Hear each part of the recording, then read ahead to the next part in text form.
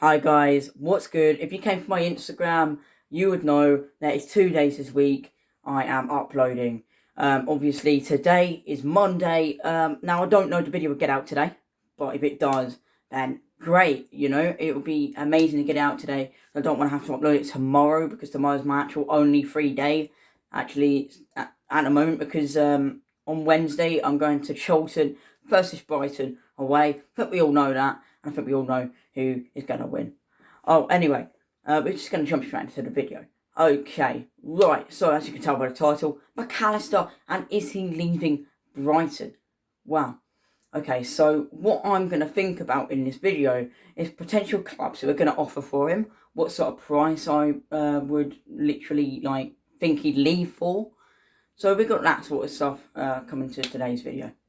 Okay, let's go. Okay, so the first available option would be Atletico Madrid. I believe they're after him after about 50 million. I think they offered for him. I think they've already put in an offer. Now, the thing is about Atletico Madrid, they are a big side, and probably the biggest side to buy from Brighton and Hove Albion, which in a way is actually quite cool, knowing that there is interest from bigger clubs out there instead of clubs like bloody who was it, Real Betis, something like that. Who took Martin Montoya. I can't remember who took Martin Montoya. Someone took Martin Montoya a few years back. Obviously, Gutton Bong. I don't know where he went. I think that was...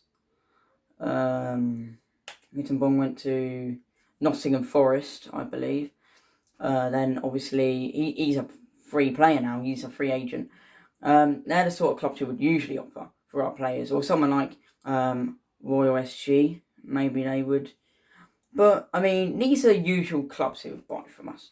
But now we're talking Atletico Madrid, Spanish La Liga, a Spanish La Liga side who are actually a decent club. A decent club who play in the Champions League. And they are capable of beating Manchester City and sides like that because they're a great side.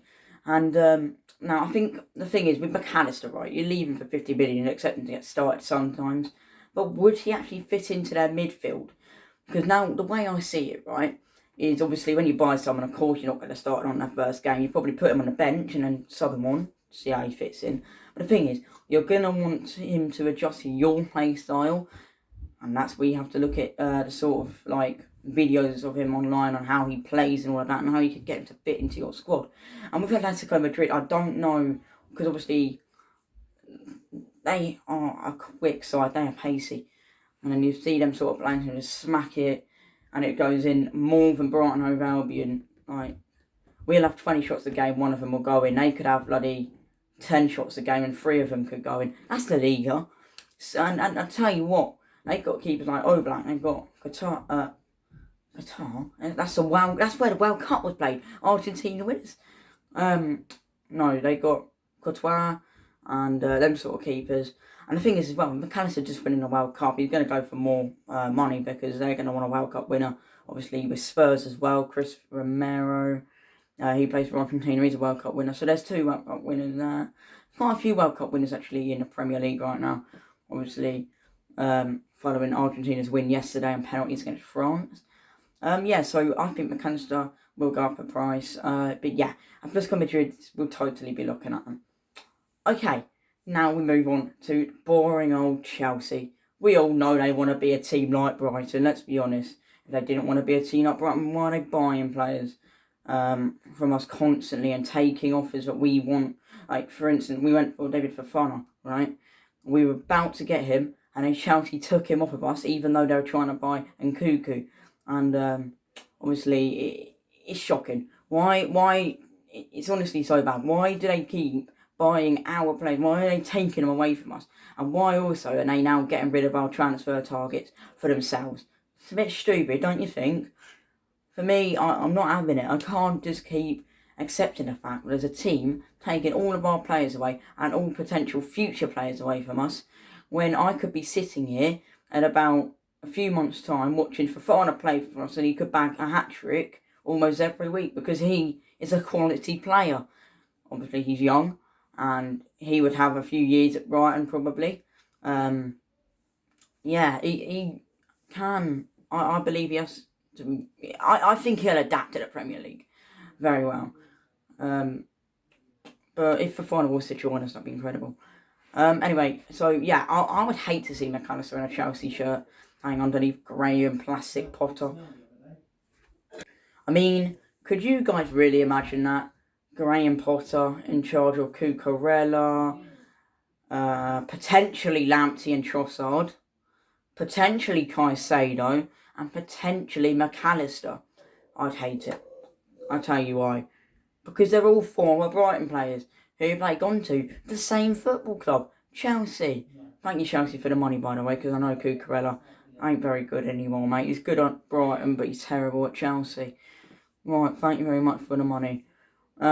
Anyway, right, obviously we got 50 million from Ben White a few years ago as well. Yeah, there's 2 clubs. I don't really know where Mcallister would go other than that. Anyway, we're going to move on to Trossard and his link up with Chelsea. Now, Leandro Trossard, left winger / striker, because he can play that.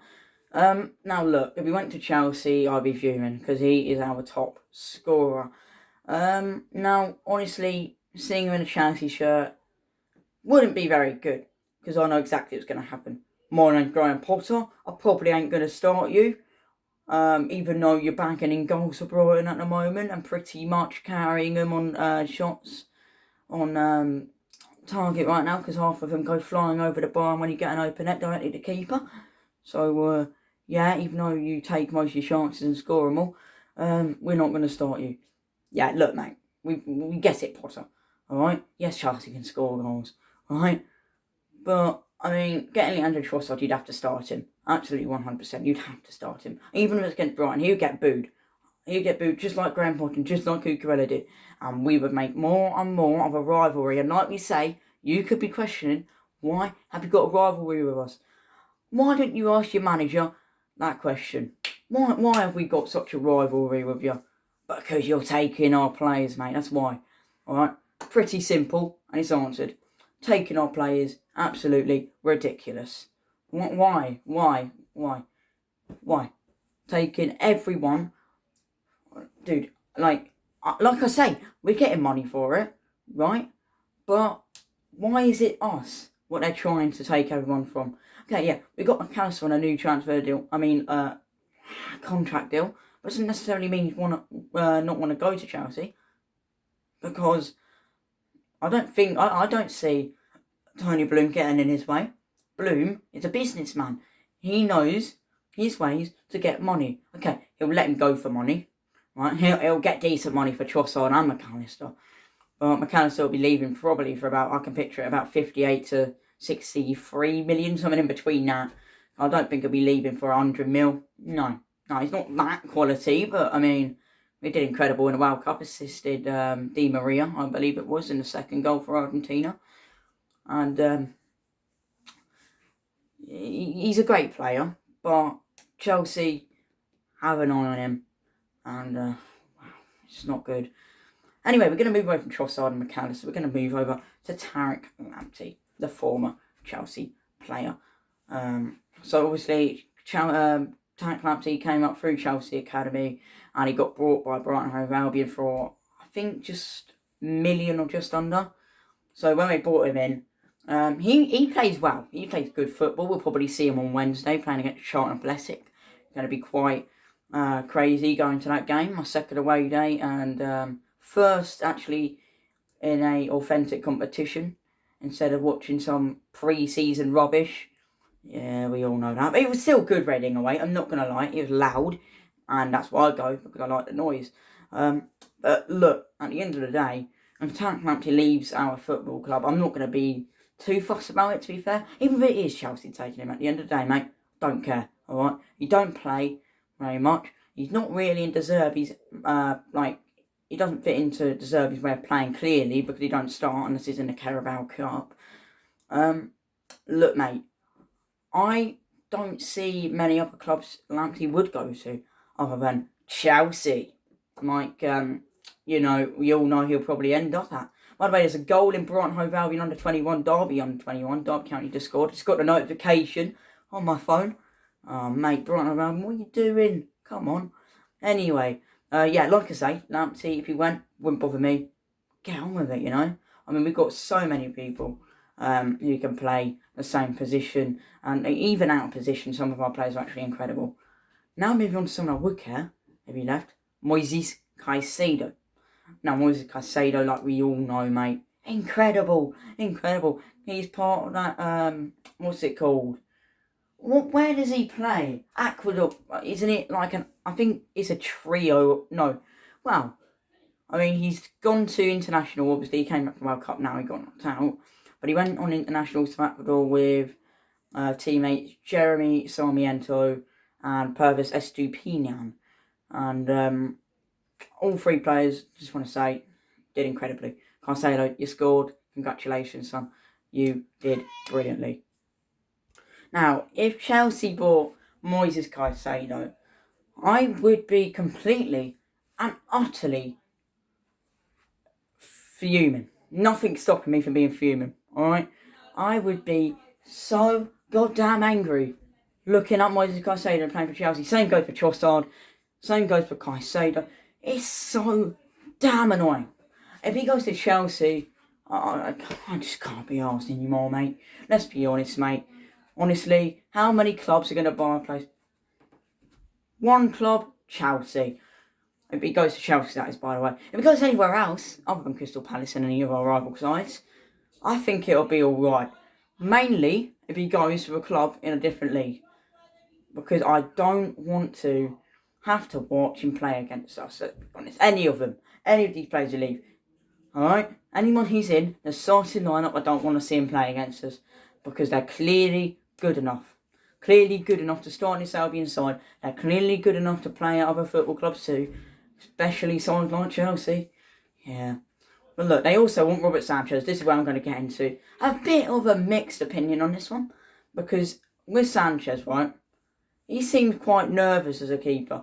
He's not as, for me, obviously, he does make bigger saves than Matty Ryan did. But for me, it just feels like Matty Ryan, I think it meant more for Matty Ryan when he used to play, when obviously before lockdown, when he used to play, I think it meant more to him. In my opinion, he tried harder. Like Sanchez, okay, I get it, mate. You're a nice guy. But I feel like he just gets frustrated too early. And when he gets too frustrated, he overcommits and he goes flying probably over the ball. Or he undercommits and goes down a little knee slide and he screws the whole save up. Like against Aston Villa, all he had to do is dive. A little dive for the bottom corner at save. Okay, look. It may seem like it's a little bit harder than a little dive. Okay. But if he dived, I think there's a big chance he would have saved it. Really, really big chance he would have saved it. But because he was already down on his knees, and he's like, mate, if he dived a little bit sooner and he actually dived, he would have stopped it. I think the main reason he actually got up from diving is because originally he thought someone had blocked it. Okay, fair enough with you, mate. But carry on your dive in case, because that's what happens when someone makes a mistake. If they block it and the keeper just stops diving, and yet it goes straight back to the striker, you're screwed, mate, completely. Carry on that dive unless you're 100% sure it's blocked. Right, that's literally this video today. Hope you all enjoyed. See you all very, very soon on Wednesday's Matchday vlog. See you soon, guys. Goodbye.